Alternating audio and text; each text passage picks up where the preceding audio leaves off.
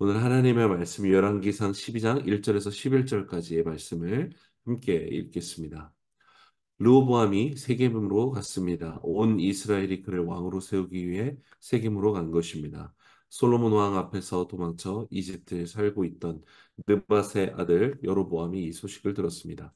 그들이 사람을 여로보암을 불러내 여로보암과 온 이스라엘이 르호보암에게 와서 말했습니다. 왕의 아버지는 우리에게 무거운 멍에를 지우셨습니다. 그러나 이제 그 혹독한 강제 노동의 의무와 왕의 아버지께서 지으신 무거운 멍에를 가볍게 해주십시오. 그러면 저희가 왕을 섬기겠습니다. 로브임이 대답했습니다. 돌아갔다가 3일 후에 다시 오라. 그러자 사람들이 돌아갔습니다. 로브암 왕은 자기 아버지 솔로몬이 살아있을 때 왕 앞에서 섬겼던 노인들에게 조언을 구하며 물었습니다. 이 사람들에게 어떻게 대답하면 좋겠소? 그들이 대답했습니다. 만약 오늘 왕께서 이 사람들의 종이 돼 백성들을 섬기고 그들에게 선한 말로 대답하시면 백성들이 영원한 왕의 종이 될 것입니다. 그러나 르호보암은 그 노인들이 해준 조언을 받아들이지 않고 자기를 섬기고 있던 함께 자란 젊은이들에게 조언을 구했습니다. 르호보암 왕이 그들에게 물었습니다. 너희는 어떤 조언을 하겠느냐? 왕의 아버지가 우리에게 세운 명예를 가볍게 해달라고 내게 말하는 이 백성들에게 어떻게 대답하겠느냐? 함께 자란 젊은이들이 대답했습니다. 왕께서는 왕의 아버지는 우리에게 무거운 멍에를 지우셨으나 왕은 우리 멍에를 가볍게 해달라고 말한 이 백성들에게 이렇게 말씀하십시오. 내 새끼손가락이 내 아버지의 허리보다 굵다. 내 아버지께서는 너희에게 무거운 멍에를 주셨다고 했느냐? 나는 그 멍에를 더 무겁게 할 것이다. 내 아버지께서 채찍으로 치셨다면 나는 정갈로 칠 것이다. 아멘. 솔로몬의 40년 통치가 끝나고 아들 르호보암이 왕으로 즉위합니다. 1절에 르호보암은 즉위식을 위해 세겜으로 갔다라고 말하고 있습니다. 여러분 성경이 르호보암의 왕이 즉위식 장소를 특정해서 우리에게 말씀하고 있습니다. 세겜은 어떤 곳입니까? 아브라함이 하란 땅에 살다가 하나님의 약속을 받고 가나안 땅에 들어오게 되죠. 그 가나안 땅에서 처음으로 제단을 쌓고 하나님을 예배드렸던 곳이 바로 세겜이었습니다. 또 야곱이 이 형을 피해서 도망갔다가 외삼촌 집 바단 아람에서 돌아와서 처음으로 다시 하나님의 약속을 기억하며 예배드렸던 곳, 그곳이 바로 또 세겜이었습니다.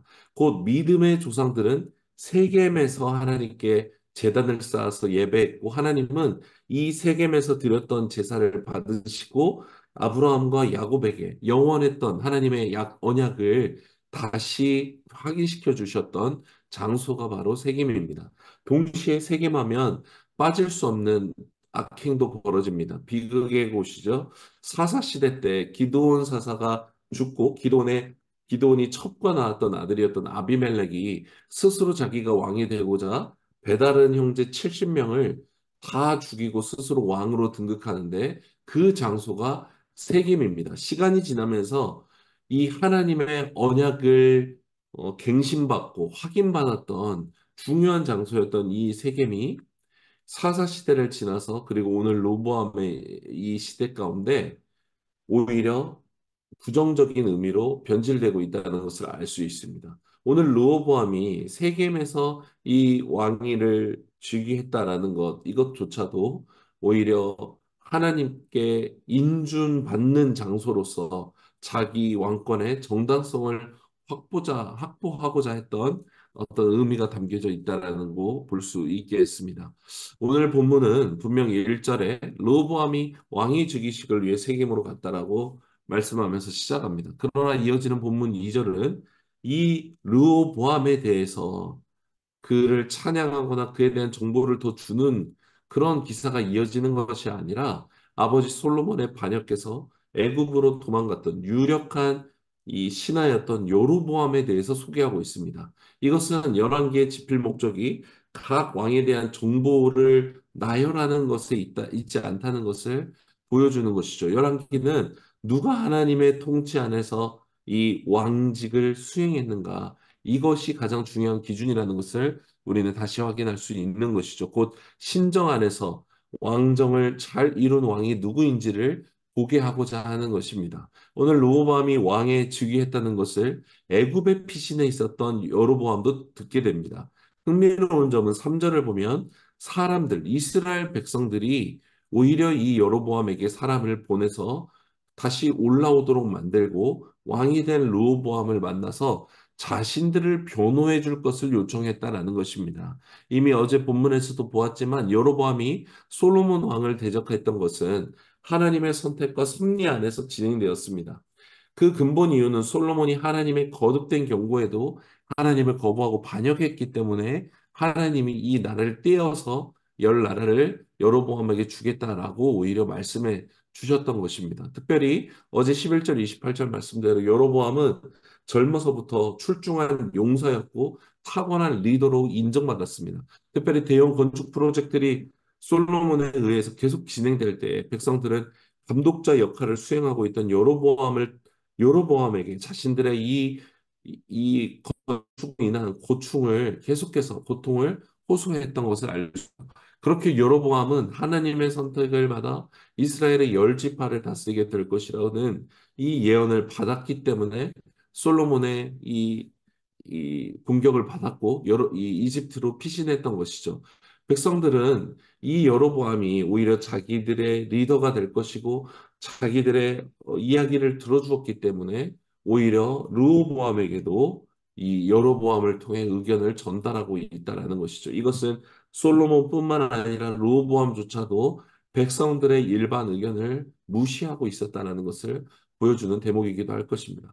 르호보암도 국민 대부분의 지지를 받고 있는 이 여로보암이 자기에게 오는 길을 막을 길은 없었습니다. 이미 솔로몬 때와 같과 착취로 국론은 여로보암에게 기울어져 있었던 것이죠. 여로보암이 르호보암 왕에게 오늘 말합니다. 4절입니다. 왕의 아버지는 우리에게 무거운 멍에를 지우셨습니다. 그러나 이제 그 혹독한 강제 노동의 의무와 왕의 아버지께서 지으신 무거운 멍에를 가볍게 해주십시오. 그러면 저희가 왕을 섬기겠습니다. 라고 말해요. 여로보암과 이스라엘 백성들의 요구는 간단했죠. 솔로몬 때부터 계속됐던 이 강제 노동을 가볍게 해달라. 그러면 왕을 섬길 것이다. 라고 말하고 있습니다. 르호보암은 3일의 말미를 두고 고민합니다. 먼저 아버지 때 원로들을 불러다가 조언을 구합니다. 7절에 원로들이 이렇게 말해요. 그들이 대답했습니다.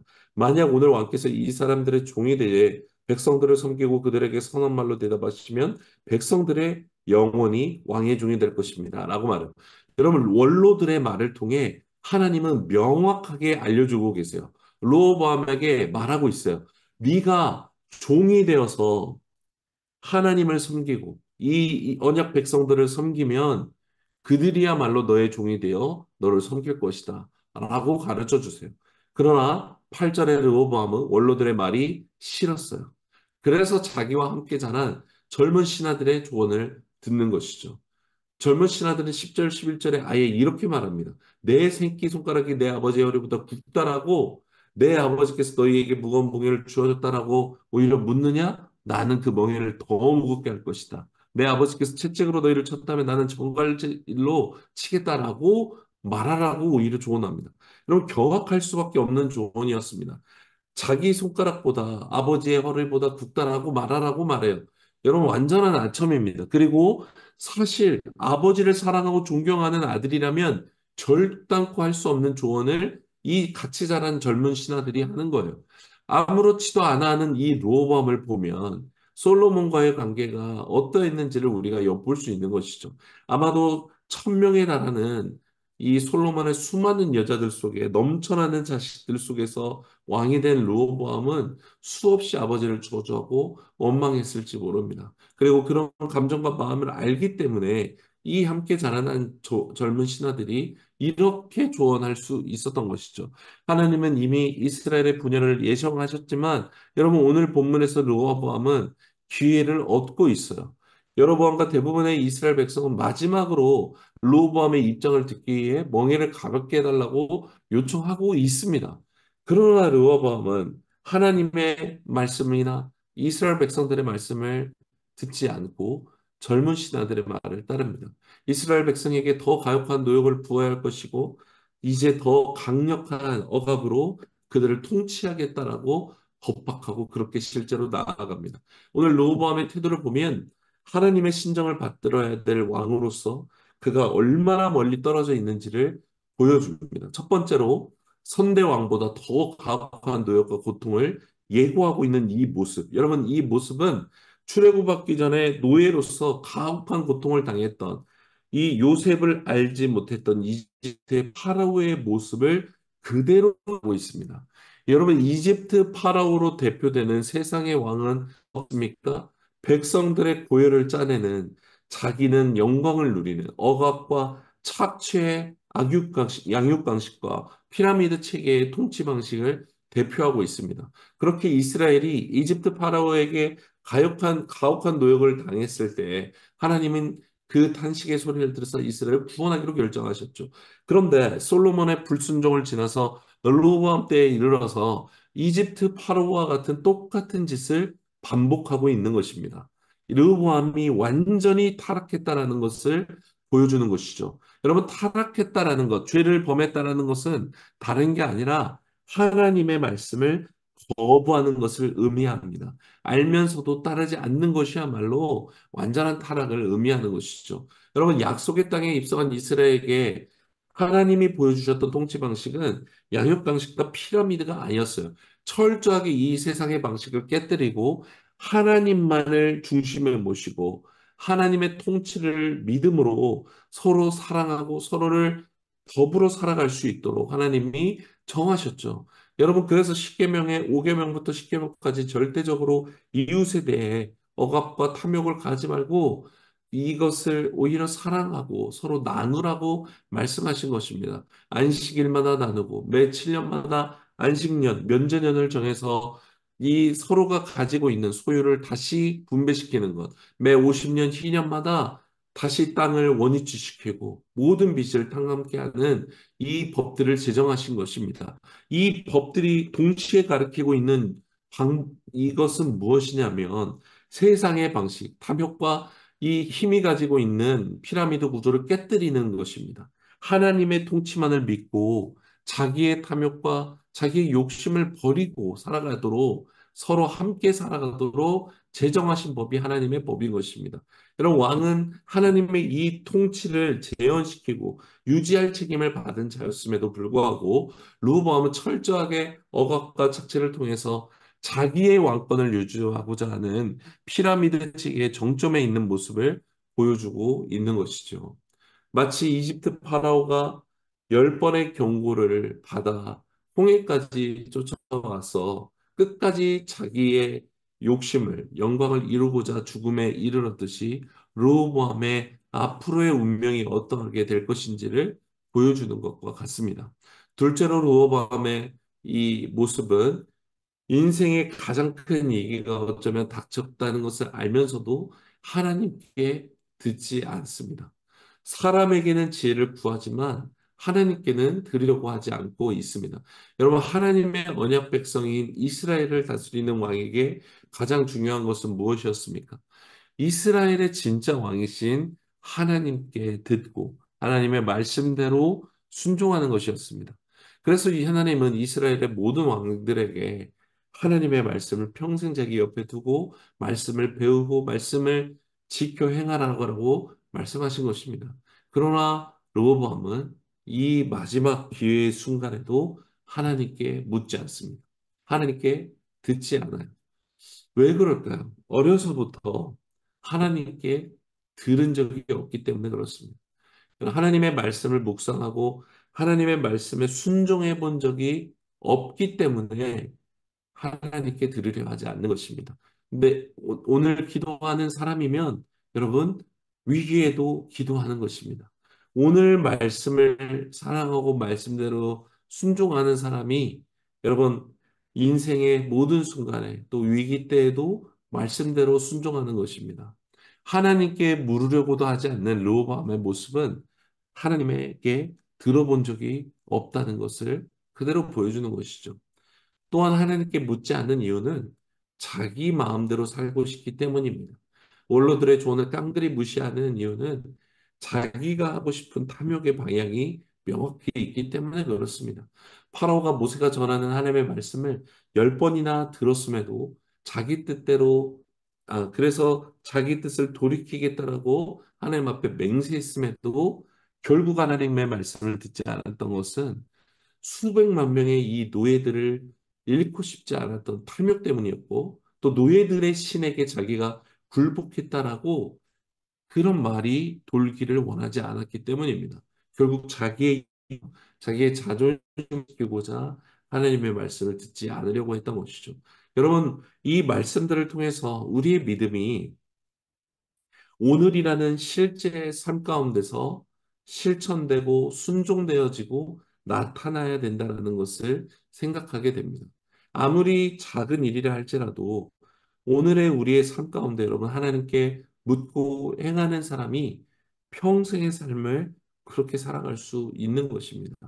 오늘 뭘 먹을지, 도시락은 뭘 쌀지, 저녁은 뭘 준비할지, 오늘 나의 이 시간들을 어떻게 보낼지를 여러분 작은 것 하나하나를 삶의 순간에서 묻고 또 행하는 것입니다.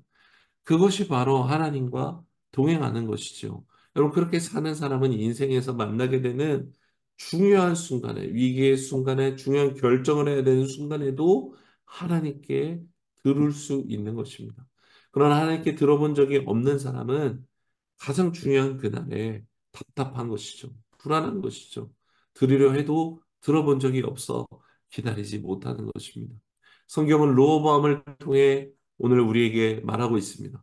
하나님이 이미 가르쳐 주신 대로 하나님의 말씀을 내 옆에 두고 수시로 말씀을 열어 읽고 새기고 삶 가운데 말씀대로 살라는 것입니다.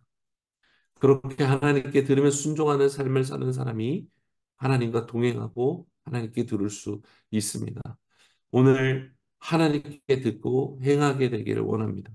이미 하나님의 뜻을 가르쳐 주신 이 말씀을 사랑하여서 읽고 새김으로 말미암아 성령님께서 가르치시는 대로 오늘 우리의 삶 가운데 순종하는 이 삶의 예배를 드리길 원합니다. 사람의 말에 흔들리고 휘청거리는 인생이 아니라 또 내가 원하는 말을 해주는 사람의 말대로 따라가는 인생이 아니라 나를 구원하셔서 영원한 언약을 맺어주신 하나님의 말씀을 따라 살아가는 인생이 되기를 간절히 기도합니다.